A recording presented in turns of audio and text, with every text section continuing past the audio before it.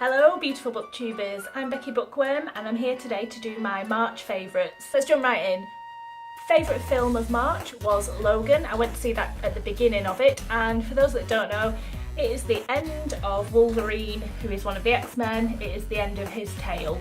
So it follows Wolverine and Professor X, like 20 or 30 years in the future from when the last X-Men film finished, and it's just about how the world is now. They're both getting older, things are pretty fucking bleak, and Wolverine that is, has given up his superhero ways, and mutants aren't really a thing anymore, so he works driving a limo and he gets tasked with rescuing this little girl that apparently has mutant powers, and it all goes from there. And I have to say, without spoiling anything, it was amazing. I really enjoyed it. Some of the X-Men films have been a bit hit and miss in the past, but it was just phenomenal. Like, Hugh Jackman's acting was fucking phenomenal in this, as was Patrick Stewart's. It really made you feel for them, and it makes you think as well what happens when you grow old and you start aging and you start that decline. And the fight scenes, brilliant. That kid who plays the young mutant, bloody hell, she was brutal, absolutely brutal. I loved it, fantastic, great film. So if you haven't seen it yet and you're into the kind of actiony stuff, you'll probably really like it. That said, also, if you're not so keen on the action, there's enough storyline there that if you care about Wolverine and you know his past, then you'll probably enjoy it too. Did get a bit of a lump in my throat a few times. Okay, next is TV show, and that is Legion. I've been watching this on Now TV, which I believe is like a Sky subscription thingy, so I think that it's probably showing on Sky as well. But Legion is, I think it's sort of set, to carry on the theme, it's sort of set in the X-Men universe, and you can't tell what time it's in because everyone dresses like it's the 60s or the 70s, but they've got really futuristic technology and that sort of thing. So it's about a guy who goes through life thinking he's schizophrenic, he has a drug problem, he ends up in a mental institute, and he meets a girl there, I can't remember her name, but I will post the IMDb link below, and they fall in love. She doesn't like to be touched, and it's ultimately about him finding out that he's not schizophrenic, or maybe he is, but also he has these special powers because he's a mutant, and it's trying to convince him of that. There's two factions, one good, one bad, or are they good, or are they bad? It's just really well done. Like, the cinematography in this thing is fucking awesome.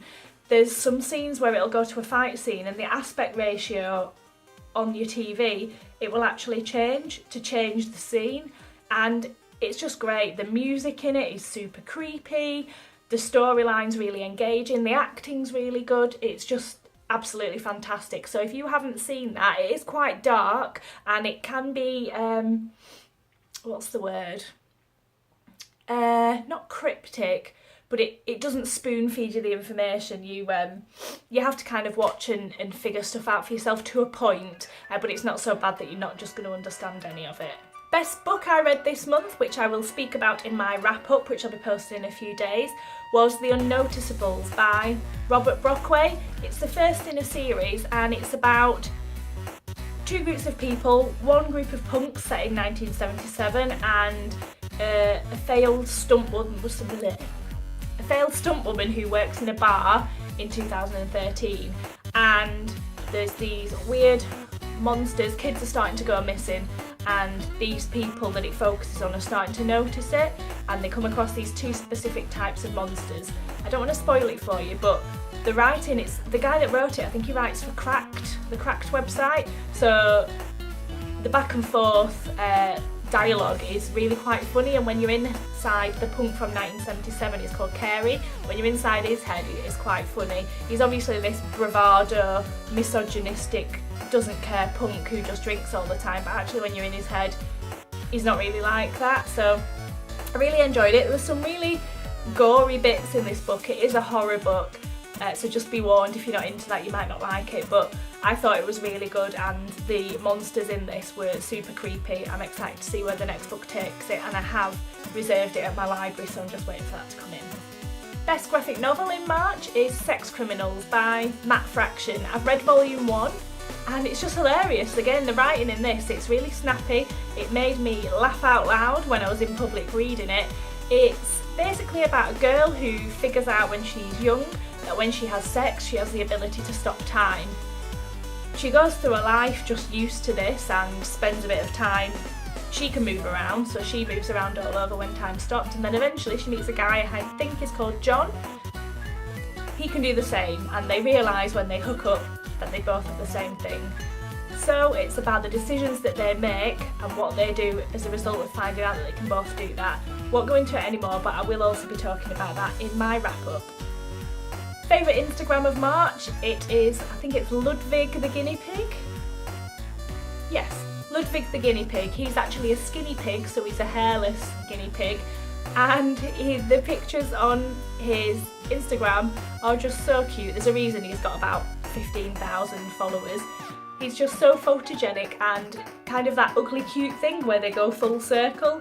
Really cute. So if you want a bit of a cheer up, have a look at that. I'll link it down below. One of my favourites for March is daylight. I've seen some. It's here. It's spring. The clocks have gone forward.